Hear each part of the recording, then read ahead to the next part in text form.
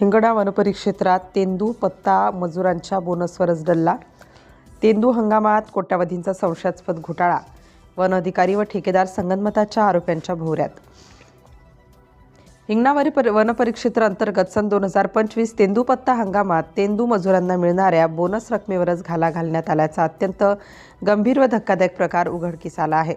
या प्रकरणात वन विभागातील काही वरिष्ठ अधिकारी व संबंधित ठेकेदार यांच्यात संगनमत झाल्याचा संशय बळावला असून संपूर्ण व्यवहार संशयाच्या भोवऱ्यात सापडला आहे। प्राप्त माहितीनुसार हिंगणा वनपरिक्षेत्रातील तेंदूपुढे संकलन केंद्रावर दिनांक 12 मे 2025 ते 21 मे 2025 या कालावधीत प्रत्यक्षात केवळ 4,34,181 तेंदूपुढेच खरेदी केल्याची अधिकृत नोंद आहे। त्यानंतर पावसामुळे दिनांक 22 मे पासून तेंदू संकलन पूर्णतः बंद करण्यात आले होते। ही वस्तुस्थिती संबंधित वनरक्षकांनी लेखी स्वरूपात आपल्या वरिष्ठ अधिकाऱ्यांना कळवली होती।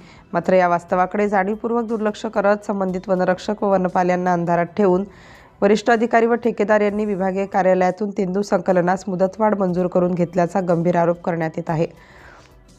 धक्कादायक बाब म्हणजे या मुदतवाढीच्या कालावधीत प्रत्यक्षात कोणतेही तेंदू संकलन झालेले नसतानाही तब्बल 7,94,200 तेंदूपुड्यांची खोटी आकडेवारी तयार करून ती विभागीय वनाधिकाऱ्यांकडे अहवाल स्वरूपात सादर करण्यात आली। या दोन आकडेवारीत 3,60,019 तेंदूपुड्यांचा फरक आढळून आला असून हा फरक म्हणजेच मोठ्या प्रमाणावर झालेला आर्थिक घोटाळा असल्याचे स्पष्ट होत आहे।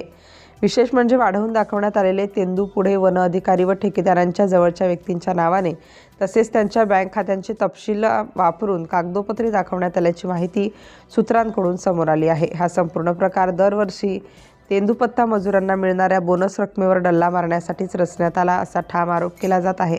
नियमानुसार अशा बोगस तेंदूपुडा संकलन प्रकरणात संबंधित ठेकेदारांविरोधात फौजदारी गुन्हा दाखल करणे आवश्यक होते। मात्र आश्चर्याची बाब म्हणजे कोणतीही कठोर कारवाई न करता हे प्रकरण दाबून बंद करण्याचा प्रयत्न झाल्याचे दिसून येत आहे। यामुळे या घोटाळ्याची संशयाची सुई थेट हिंगणा वनपरिक्षेत्रातील अधिकाऱ्यांच्या भूमिकेकडे वळली आहे। जर एका हिंगणा वनपरिक्षेत्रात एवढ्या मोठ्या प्रमाणावर तेंदूपुड्यांचा घोटाळा होऊ शकतो तर राज्यातील इतर वनपरिक्षेत्रांमध्ये असे प्रकार घडले नसतील याची खात्री कोण देणार?